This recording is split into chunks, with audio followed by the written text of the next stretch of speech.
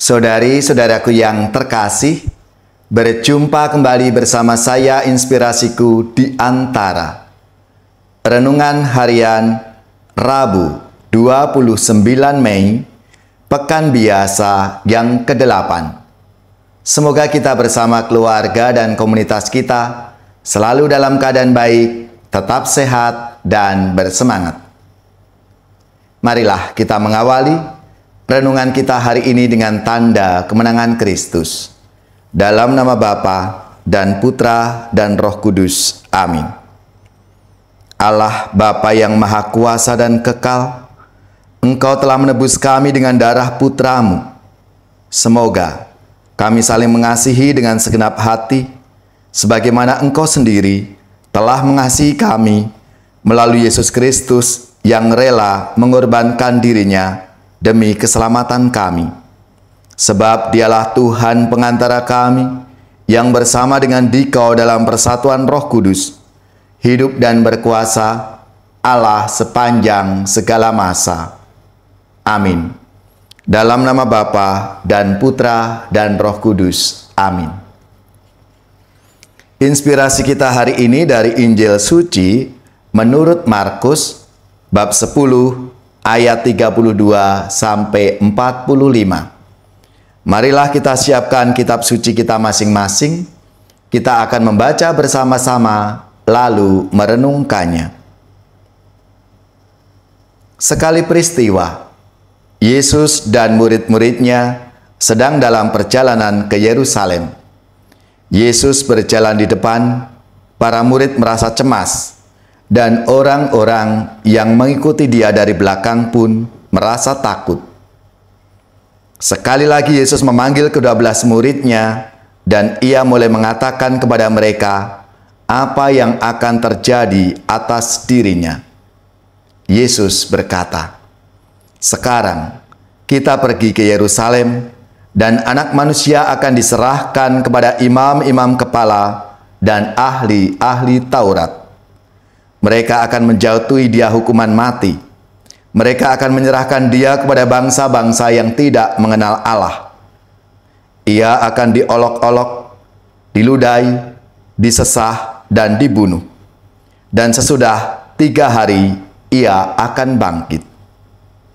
Lalu Yakobus dan Yohanes, anak-anak Zebedeus, mendekati Yesus. Mereka berkata, "Guru, kami harap Engkau mengabulkan suatu permohonan kami." Jawab Yesus, "Apakah yang kalian ingin kuperbuat bagimu?" Mereka menjawab, "Perkenankanlah kami ini duduk dalam kemuliaan-Mu kelak, seorang di sebelah kanan dan seorang di sebelah kiri-Mu." Tetapi Yesus berkata kepada mereka, "Kalian tidak tahu apa yang kalian minta. Sanggupkah kalian meminum piala yang harus kuminum, dan dibaptis dengan pembaptisan yang harus kuterima?" Mereka menjawab, "Kami sanggup." Yesus berkata kepada mereka, "Memang, kalian akan meminum piala yang harus kuminum, dan akan dibaptis dengan baptisan yang harus kuterima. Tetapi hal duduk di sebelah kanan atau kiriku, aku tidak berhak memberikannya. Itu akan diberikan kepada orang-orang yang baginya telah disediakan." Mendengar itu, ke-10 murid yang lain menjadi marah kepada Yakobus dan Yohanes.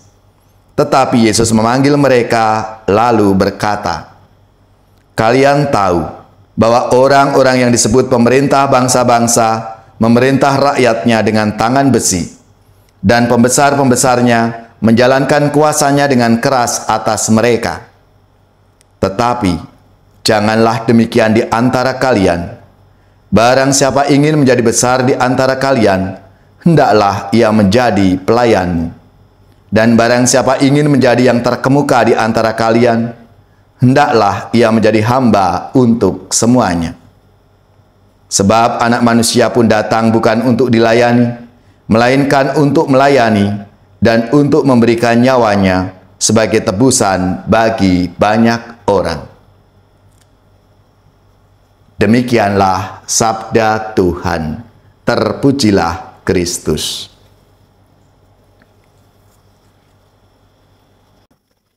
Saudari-saudaraku yang terkasih, melalui sabda Tuhan hari ini, ketika berhadapan dengan para muridnya, Yesus memberitahukan bagaimana ia akan mengalami penderitaan. Ia akan disesah, akan dibunuh, dan pada saatnya 3 hari kemudian akan dibangkitkan. Namun apa yang dialami oleh para muridnya? Mereka tidak paham. Bahkan Yakobus dan Yohanes, anak-anak Zebedeus, justru mereka membicarakan mengenai kekuasaan. Maka mereka meminta, "Guru, kami harap Engkau mengabulkan suatu permohonan kami. Perkenankan kami duduk dalam kemuliaan-Mu kelak, seorang di sebelah kanan dan seorang di sebelah kiri." Dan lewat pertanyaan-pertanyaan itu, Yesus mengajar kepada para muridnya, "Barang siapa ingin menjadi terbesar di antara kalian, hendaklah ia menjadi pelayanmu. Dan barang siapa ingin menjadi yang terkemuka di antara kalian, hendaklah ia menjadi hamba untuk semuanya." Dan Tuhan memberikan contoh, karena Anak Manusia pun datang bukan untuk dilayani, melainkan untuk melayani dan untuk memberikan nyawanya sebagai tebusan bagi banyak orang. Dari sabda Tuhan hari ini sangat jelas bagaimana Yesus mengajak para muridnya, mengajak kita semua umat beriman ini yang percaya kepadanya, agar kita siap untuk ikut ambil bagian dalam karya pelayanan Tuhan di dunia ini. Untuk melalui tugas-tugas, pekerjaan-pekerjaan yang kita lakukan itu, kita persembahkan kepada Tuhan. Kita diajak untuk memberikan diri kita ini, mengabdi melayani Tuhan dalam seluruh hidup kita. Dan tentunya dasarnya adalah kasih Tuhan dalam hidup kita. Karena Ia telah memberikan dirinya, memberikan nyawanya bagi kita semua. Tuhan telah memberikan teladan, memberikan contoh untuk kita. Maka marilah saudari-saudaraku yang terkasih, kita mohon rahmat-Nya, supaya kita pun juga diberikan keberanian untuk menanggapi panggilan Tuhan, ambil bagian di dalam karyanya di dunia ini, dengan tugas-tugas pekerjaan kita yang kita lakukan untuk mengabdi dan melayani Tuhan.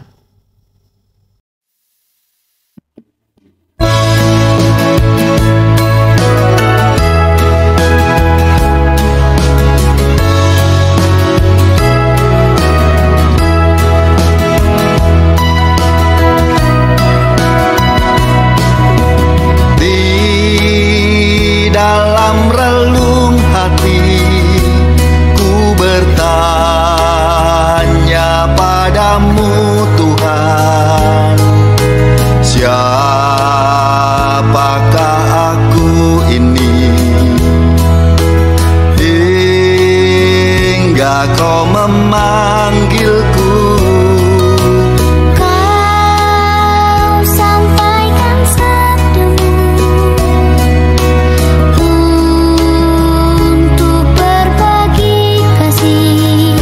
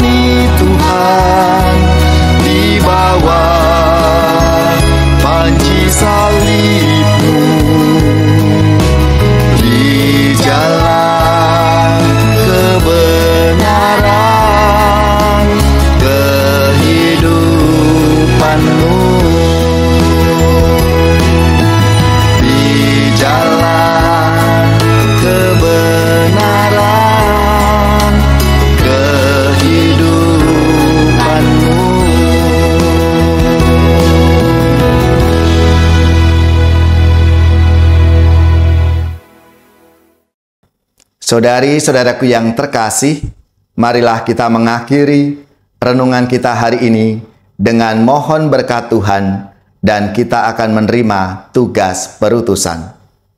Marilah kita siapkan hati kita untuk menerima berkat-Nya. Semoga saudari-saudara sekalian, keluarga-keluarga dan komunitas kita, orang-orang yang kita doakan, mereka yang sakit, yang menderita, seluruh tugas, belajar, pekerjaan, usaha, serta karya pelayanan kita, dibimbing, dilindungi dan diberkati oleh Allah yang Maha Kuasa, Bapa dan Putra dan Roh Kudus. Amin.